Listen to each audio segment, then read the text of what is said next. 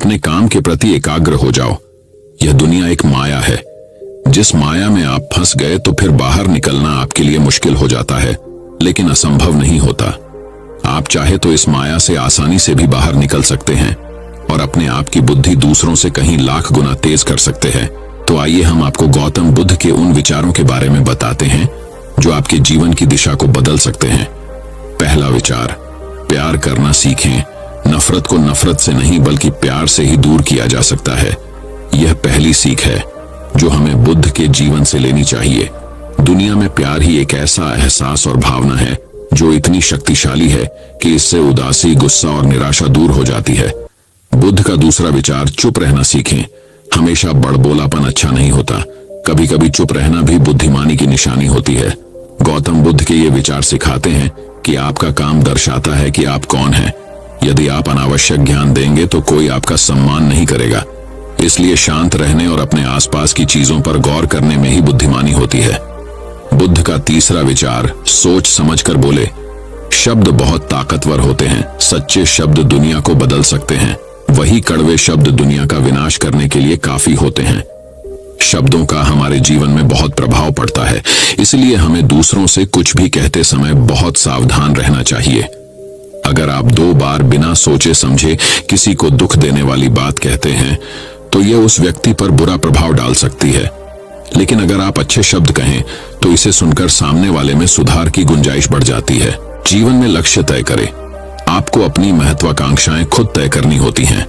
बुद्ध के इन विचारों से आपको सीख मिलती है कि आपको लाइफ में अपना लक्ष्य तय करना चाहिए। ये आपके लिए कोई और नहीं बल्कि आप स्वयं ही कर सकते हैं। दूसरों पर निर्भर रहना कमजोर व्यक्ति की निशानी है। व्यक्ति को कभी भी इस बात से नहीं डरना चाहिए कि उसके बिना हमारा क्या होगा। जीवन में कभी किसी पर निर्भर न रहे। आपको जीवन में डर को त्यागना चाहिए। अगर आप इसे पकड़कर बैठे रहेंगे तो जीवन में सब कुछ पीछे छोड़ देंगे। इसीलिए डर को दूर करें, क्योंकि डर के आगे ही जीत है। तो चलिए बढ़ते हैं हमारे गौतम बुद्ध की दूसरी कहानी की तरफ, जिसमें गौतम बुद्ध ने बताया है कि असली बुद्धिमान कौन है। बुद्धिमान ये ऐसा शब्द है जिसे तारीफ और तंज दोनों की अंदाज में कहा जाता है। यदि कोई काम बिगड़ जाता है तो उसे तंज कसते हुए कहा जाता है कि खुद को बुद्धिमान न समझो। वहीं यदि किसी कार्य को सफलतापूर्वक कर दिया जाता है या किसी मुश्किल परिस्थिति का हल निकाल लिया जाता है तो हम कहते हैं बहुत बुद्धिमान है। लेकिन प्रश्न यह है कि वास्तव में बुद्धिमान कौन है और कैसे बना जा सकता है बुद्धिमान। बौद्ध धर्म के संस्थापक महात्मा गौतम बुद्ध के विचार और कहानियों से व्यक्ति को प्रेरणा मिलती है। गौतम बुद्ध के जीवन से जुड़ी ऐसी एक नहीं बल्कि कई कहानियां हैं जिससे कई समस्याओं का हल मिलता है। इन्हीं में एक है बुद्धिमान होने की परिभाषा। बुद्धिमान की परिभाषा और इसका सही अर्थ गौतम बुद्ध के जीवन से जुड़ी एक कहानी पर आधारित है। बुद्धिमान से जुड़ी गौतम बुद्ध की कहानी, एक गांव में एक लड़का था जिसका दिमाग बहुत तेज था। उसकी यह खासियत थी कि वह किसी भी चीज को बहुत ही आसानी और कम समय में सीख लेता था, जबकि उसी चीज को सीखने और समझने के लिए अन्य लोगों को काफी समय लग जाता था। लड़के की यह ख्याति दूर दूर तक फैल गई। सभी लड़के की तारीफ में कहने लगे कि उसके जितना बुद्धिमान कोई नहीं है। लड़का चित्रकारी, मूर्ति बनाना, गीत गाना जैसे अन्य कई चीजों को जानता था। अपनी प्रसिद्धि को बढ़ाने के लिए वह अन्य काम और चीजों को भी सीखने लगा। इस तरह से उसे अपनी बुद्धिमत्ता पर अहंकार हो गया, क्योंकि वह साधारण व्यक्ति होकर कई असाधारण काम भी आसानी से करने लगा था। एक दिन उस लड़के का सामना भगवान गौतम बुद्ध से हुआ। लड़के को खुद पर खूब अहंकार था और इस कारण उसे किसी से ईर्ष्या नहीं होती थी, क्योंकि वह खुद को ही श्रेष्ठ समझता था। लेकिन पहली बार उसे गौतम बुद्ध को देख ईर्ष्या हुई और वह अपनी तुलना बुद्ध के साथ करने लगता है। वह देखता है कि बुद्ध के पास भिक्षा मांगने के लिए एक कटोरा है और उसके पास अपार धन। बुद्ध ने साधारण वस्त्र धारण किए थे और उसके वस्त्र कीमती थे। बुद्ध नंगे पैर थे और वह नंगे पांव जमीन पर पैर भी नहीं रखता था। इस तरह से लड़का एक नहीं बल्कि कई चीजों से गौतम बुद्ध के साथ अपनी तुलना करने लगा। हर चीज से तुलना करने के बाद वह मन ही मन सोचता है कि आखिर मैं इस भिक्षु के साथ अपनी तुलना क्यों कर रहा हूं, जबकि इसका और मेरा जीवन बिल्कुल अलग है। वहां मौजूद सभी लोग गौतम बुद्ध का सम्मान कर रहे थे। लड़का सोचने लगा कि आखिर इनमें ऐसा क्या है जो मुझ में नहीं है। जिस कारण मेरे भीतर इनके प्रति ईर्ष्या पैदा हो गई। अपने मन में चल रही जिज्ञासा को शांत करने के लिए वह बुद्ध के पास जाता है। वास्तव में कौन है बुद्धिमान, चलिए जानते हैं। बुद्ध के पास जाकर वह कहता है, मैं इस गांव का सबसे बुद्धिमान व्यक्ति हूं और आप अपने आसपास जो भी देख रहे हैं मैं वह सब करना जानता हूं। मैं किसी भी कार्य को बहुत कम समय में सीख लेता हूं, इसलिए सभी लोग मेरा सम्मान करते हैं। लेकिन फिर भी आपको देख मेरे भीतर ईर्ष्या पैदा हो गई, इसलिए मैं जानना चाहता हूं कि आपकी उपलब्धि क्या है।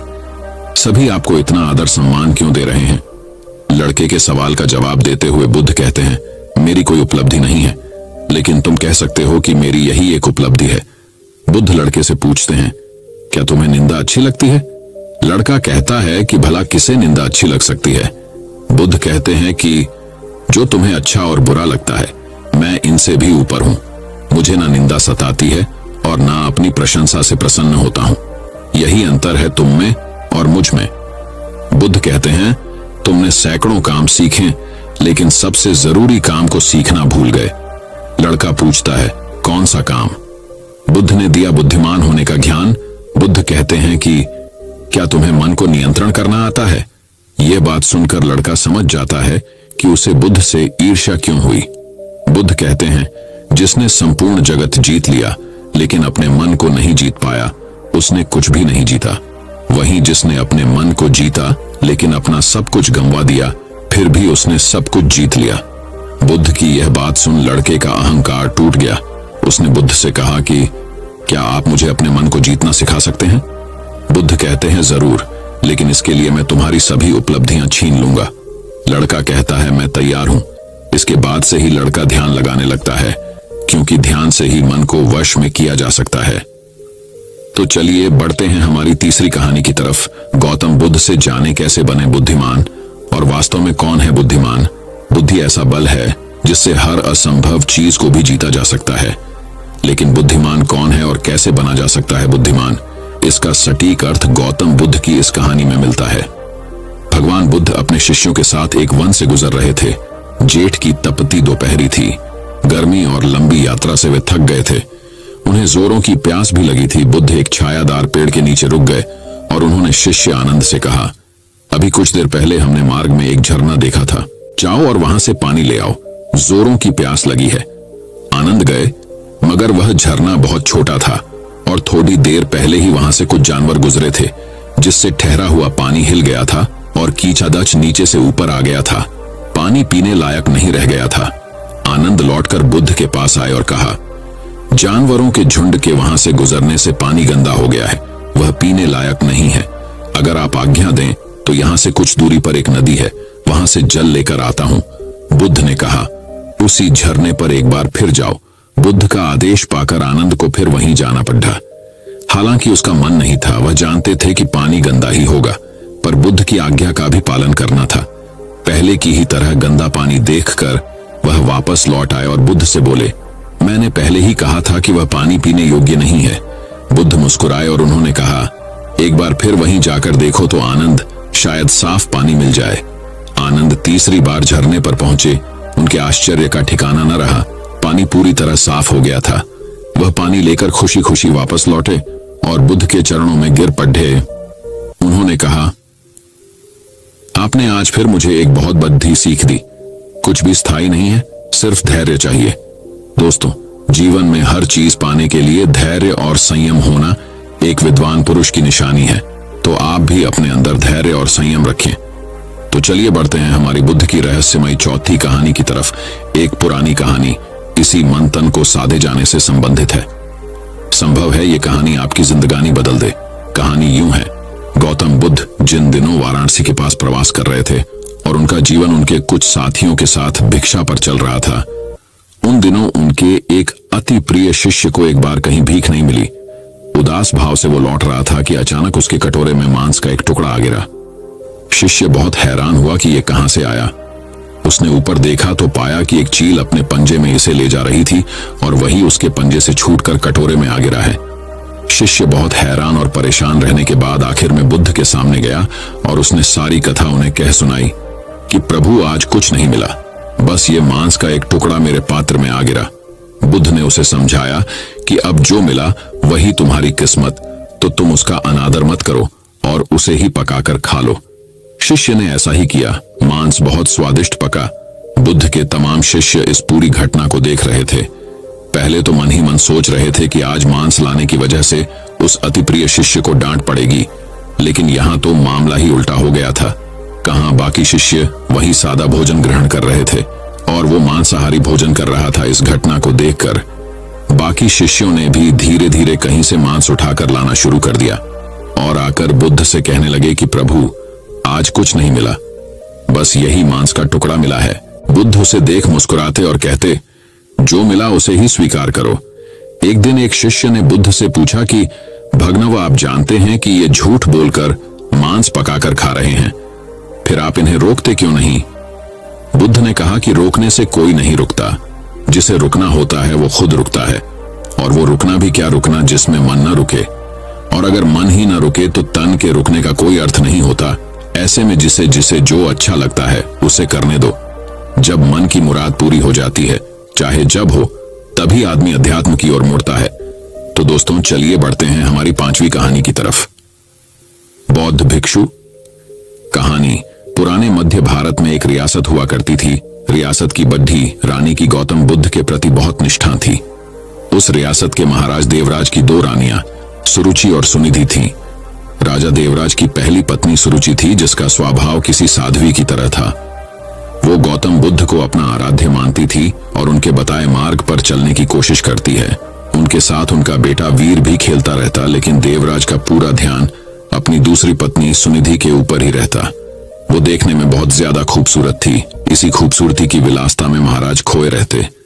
राजमहल की ज्यादातर तमाम सुख सुविधाएं दूसरी पत्नी सुनिधि और उसके बेटे सुमंत को ही मिला करती। दोनों ही पत्नियों के राजदुलारों की खिलखिलाहट से पूरा महल जगमग रहता। रियासत के लोगों को भी पता चल चुका था कि उन्हें होने वाला राजकुमार मिल चुका है।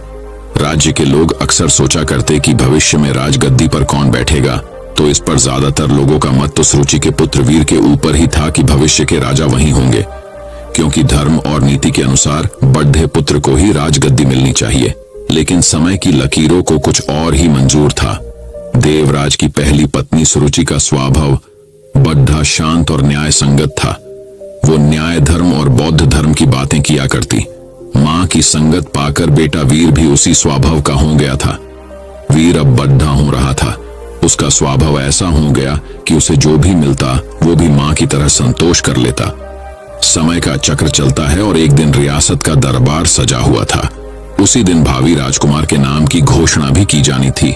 सभी इस बात को लेकर आत्मविश्वासी हुए पड़े थे कि होने वाला राजकुमार वीर ही होगा।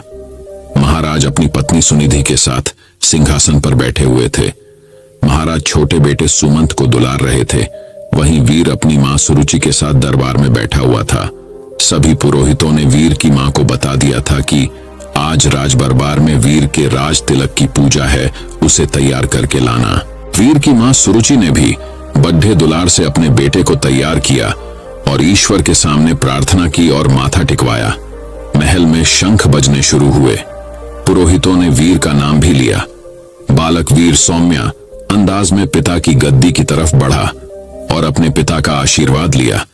पिता आशीर्वाद देने के लिए हाथ उठाते कि दूसरी रानी सुनिधि ने पीछे धकेल दिया। वीर की आंखों से आंसू गिरने लगे। भरे राज दरबार में गुस्से से लाल रानी सुनिधि ने वीर की कलाई को मोड़ दिया था। उन्हें सिंहासन पर पहुंचने से रोक दिया। फिर सुनिधि ने अपने कड़ीडीढ़ शब्दों और सख्त आवाज में कहा कि तुम इस सिंहासन और महाराज की गोद में बैठ नहीं सकते। सिंहासन में बैठने वाला काबिल हो या ना हो, वो चहेती रानी का पुत्र ही होना चाहिए। तुम दासी के बराबर वाली रानी के पुत्र हो। सिंहासन पर मेरा पुत्र सुमंत ही बैठेगा और जो सिंहासन पर बैठेगा जनता उसी को राजकुमार मानकर आदर सम्मान देगी। तुम जाओ अपनी माता के पास और बुद्ध की सेवा करो।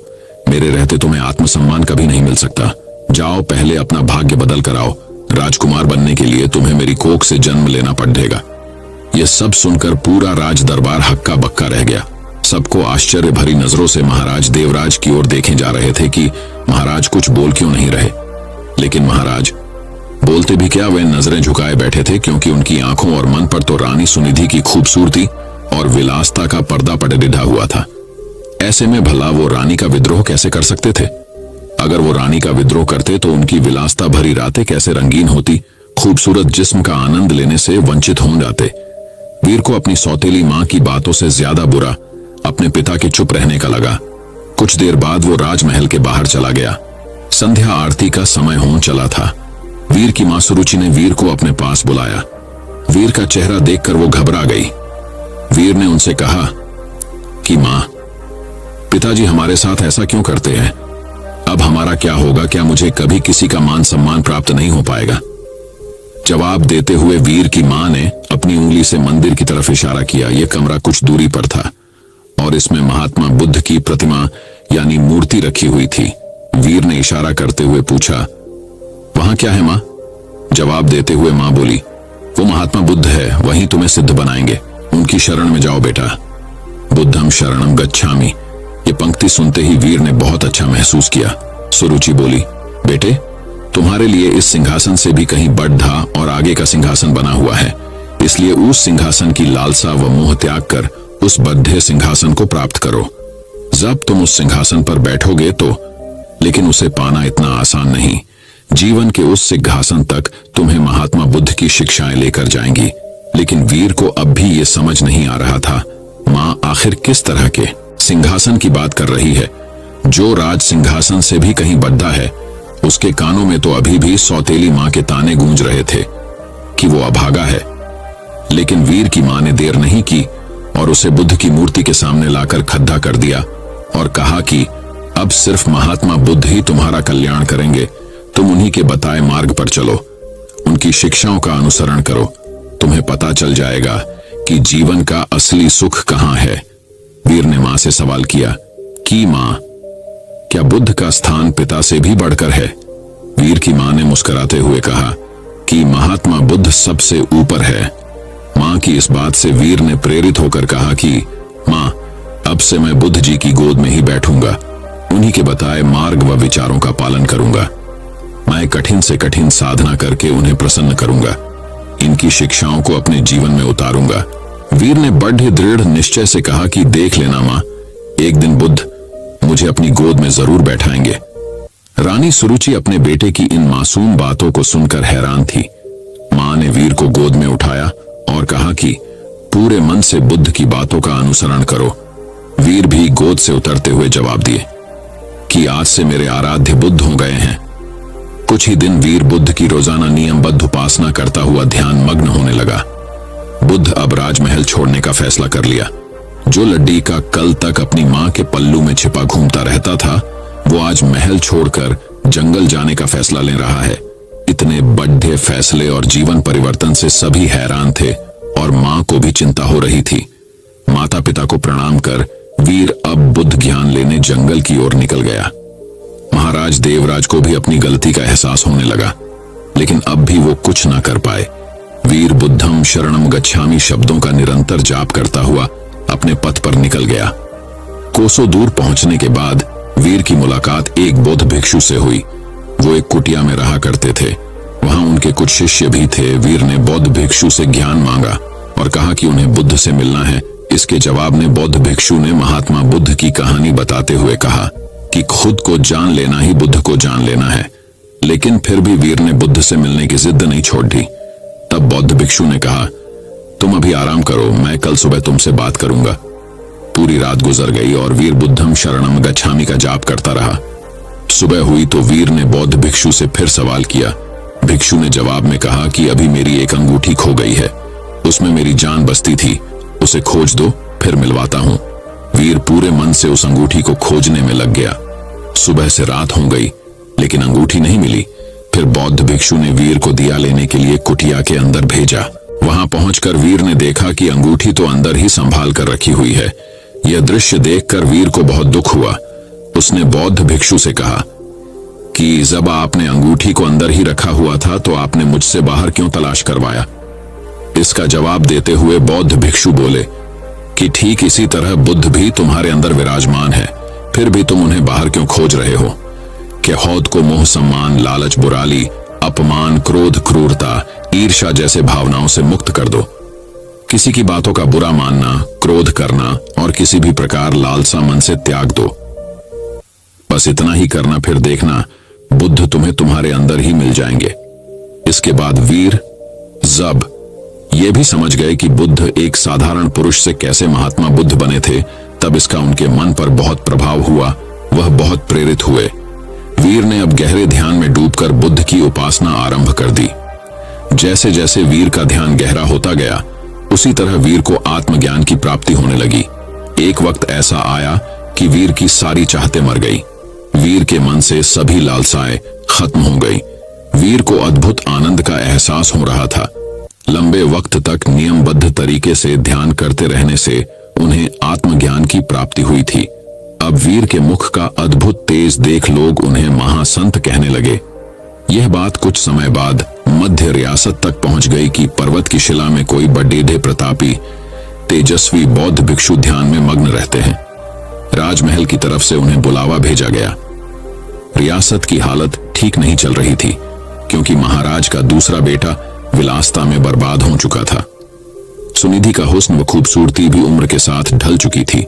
वहीं दूसरी ओर वीर की समृद्धि दूर दूर तक फैलती जा रही थी। एक दिन था जब वीर को सिंहासन पर बैठने के लायक नहीं समझा गया था। एक दिन और आया। बौद्ध भिक्षु के रूप में वीर ने राजमहल में कदम रखा। प्रजा की आंखों में आंसू भी थे और सम्मान भी। महाराजा और सुनिधि हाथ जोड़ते पछतावे के आंसू रो रहे थे। वीर की मां के कानों में भी बच्चे वीर की बातें साफ साफ गूंज रही थीं।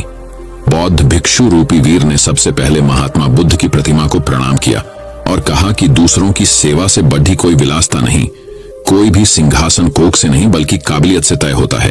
वीर ने राज सिंहासन का त्याग कर दिया और त्याग करने के लिए मंदिर रूपी कमरे की ओर चलने लगे। वहां वीर को देखने वाले लोग महसूस कर पा रहे थे कि जैसे कोई शांति की मूर्ति चल रही हो। बुद्ध की शरण में जाकर एक साधारण सा बालक वीर सिद्ध पुरुष बनकर लौटा था। दक्षिण भारत में आज भी यह कहा जाता है कि वीर को बुद्ध मंदिर की ओर जाते देखा था सबने, पर वापस आते कभी नहीं देखा गया। जब मंदिर के भीतर गए तो वहां पर बस भिक्षु वस्त्र ही मिले थे। कहा जाता है वह सिद्ध हो चुके थे, उन्होंने बुद्ध की शरणों में शरण ले ली थी। इस कहानी से हमें सीखने को मिलता है कि कर्म भाग्य से कहीं बड़ा होता है, परिस्थितियों को बदल देने की क्षमता रखता है। बुरा कर्म धीरे धीरे मनुष्य से एक दिन सब कुछ छीन लेता है। मन का चयन, सुख, शांति, धन, संपदा, वैभव, सम्मान, प्रतिष्ठा। बुरा कर्म, घालत आदतें एक दिन मनुष्य का जीवन नर्क बना देती है। इस कहानी से हमें यही सीखने को मिलता है कि ईश्वर सभी के अंदर, इसकी खोज स्वयं में करें। ईश्वर की मौजूदगी का एहसास जरूर होगा। जीवन में कोई पाप ना करें, हमेशा मदद करें और इंसानियत को जिंदा रखें। जीवन सफल होगा। तो दोस्तों चलिए बढ़ते हैं हमारे गौतम बुद्ध की छठी कहानी की तरफ। बहुत समय पहले एक साधु भिक्षु रहता था। उन्होंने अपना समय समाज के बंधनों से दूर बिताना पसंद किया और इसके बजाय अपने ध्यान अभ्यास को गहरा करने के लिए प्रकृति के भीतर एकांत की तलाश की।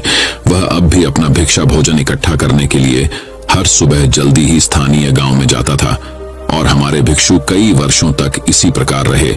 एक दिन दोपहर को हमारे भिक्षु को अपना भिक्षा भोजन प्राप्त करने के बाद उसे अपना सामान्य ध्यान गद्दी मिली और समाधि ध्यान का अभ्यास करना शुरू कर दिया और अपनी सांसों के प्रति जागरूक होना शुरू कर दिया।